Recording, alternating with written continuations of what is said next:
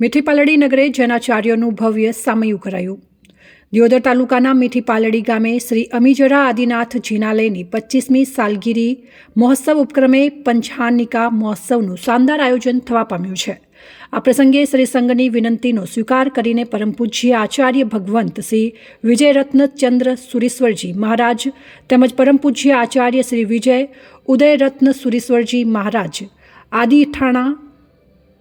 આદિ સાધુ સાધ્વીજી ભગવંતો પધાર્યા હતા અને શ્રી સંઘ દ્વારા જેમનું ભવ્યાતિભવ્ય સામયું થવા પામ્યું હતું।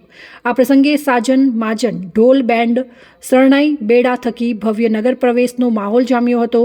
તે બાદ પૂજ્યશ્રીએ વ્યાખ્યાનમાં પરમાત્માની ભવ્ય મહાપૂજા કરવાની સૌને પ્રેરણા કરી હતી, જેનો ચડાવો બોલવામાં આવ્યો હતો, જેનો લાભ દોશી જાસુદબેન અમૃતલાલ છોટાલાલ પરિવારને મળ્યો હતો। આ પ્રસંગે લાભાર્થી પરિવારો દ્વારા વ્યાખ્યાન માંગલિકમાં 70 રૂપિયાનું સંઘ પૂજન થવા પામ્યું હતું।